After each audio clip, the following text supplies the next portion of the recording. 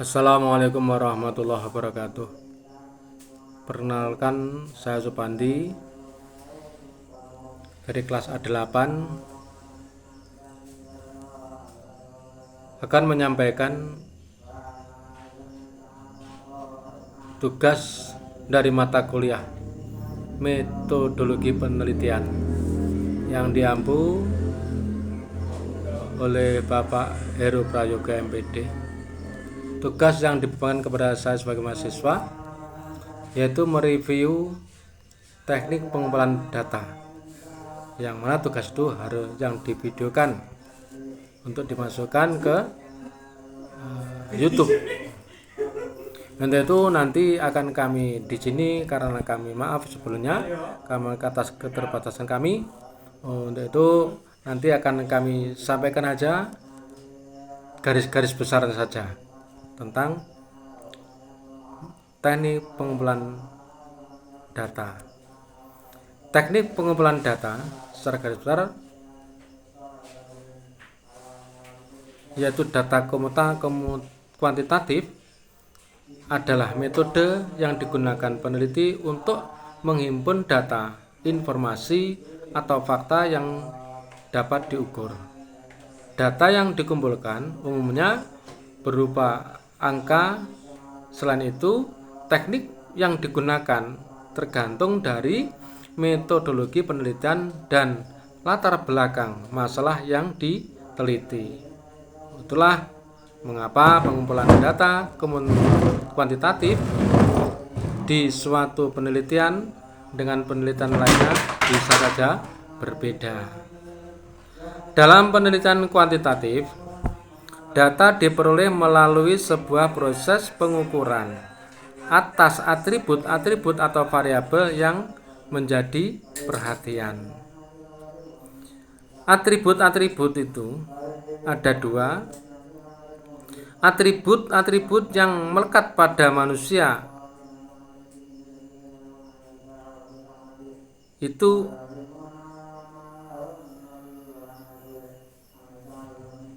ada yang meliputi berupa fisik dan psikologis.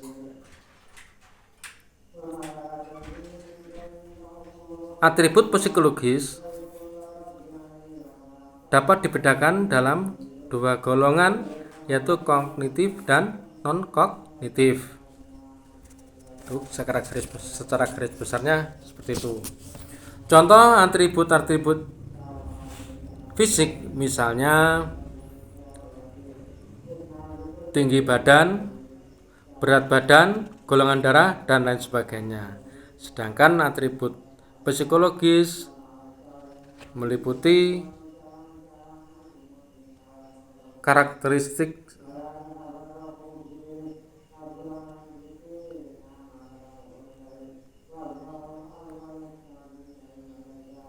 dengan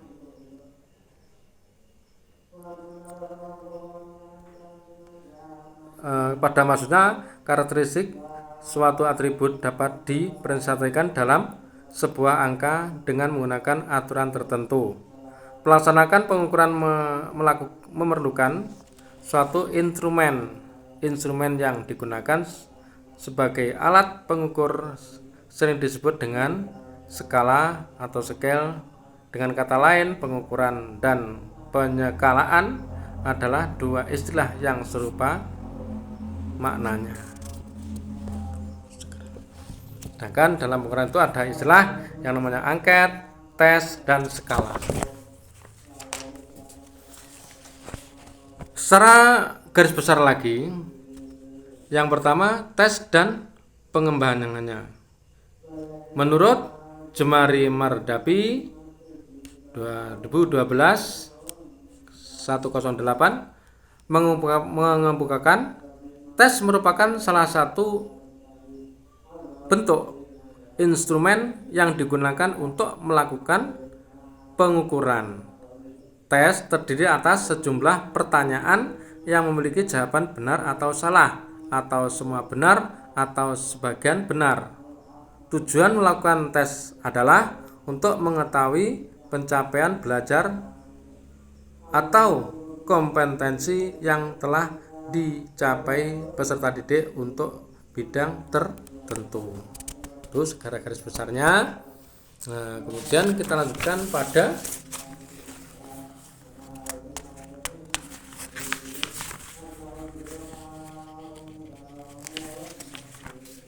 skala dan pengembangannya. Definisi skala sama saja dengan definisi tes. Keduanya merupakan instrumen pengukuran atau penyekalaan atribut psikologis. Perbedaan tes mengukur atribut psikologis kognitif, sementara skala mengukur atribut psikologi non kognitif. Nah, itu garis besarnya. Kita lanjutkan pada yang C, kuesioner, angket, dan pengembangannya. Pengertian kuesioner adalah suatu teknik pengumpulan informasi yang memungkinkan analisis mempelajari sikap-sikap, keyakinan, perilaku, dan karakteristik beberapa orang utama di dalam organisasi yang bisa terpengaruh oleh sistem yang diajukan atau oleh sistem yang sudah ada. Kuesioner juga dikenal sebagai angket. Kuesioner merupakan sebuah daftar pertanyaan yang harus diisi atau dijawab oleh responden atau orang yang akan diukur. Dalam penelitian kuantitatif, jika data yang diingin digali adalah beberapa data faktual dan multidimensi, atau sedemikian hingga tidak mungkin dilakukan penggabungan dalam satu skor, melainkan harus dianalisis secara terpisah dalam setiap butir.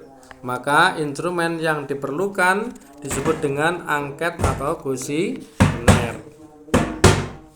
Yang selanjutnya itu secara garis besarnya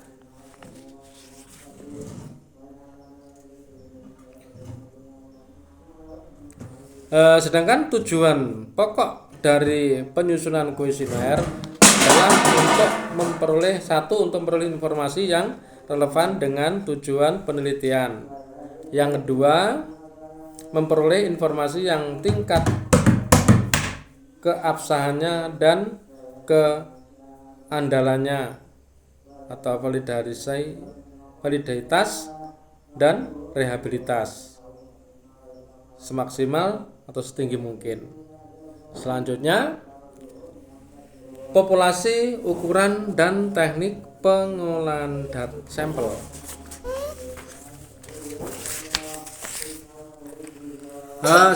Garis besar, Komaidi dan Budi Manfaat 84 mengartikan definisi populasi yang dirumuskan oleh Blomer dan Forsyth tersebut.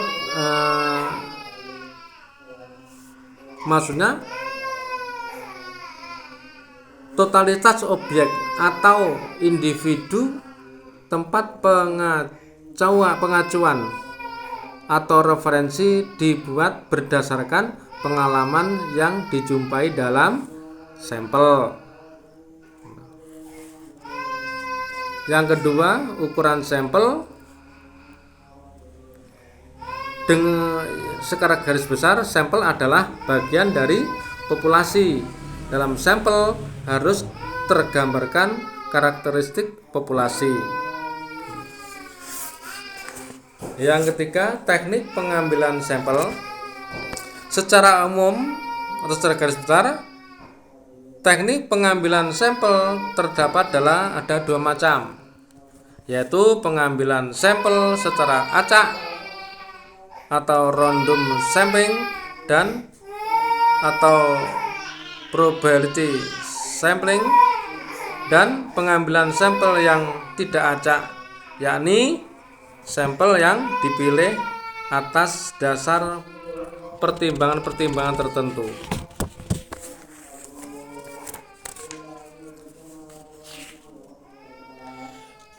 Itulah secara garis besar yang dapat saya sampaikan. Ada kurang lebihnya minta maaf. Itu karena keterbatasan kami. Untuk itu maaf sebesar-besarnya, ada kurangnya, dan mohon bimbingannya, mohon koreksinya. Semoga menjadi kritik yang bisa membangun pada kami. Kami akhiri, Allahumma baik ila aqwam. Wassalamualaikum warahmatullahi wabarakatuh.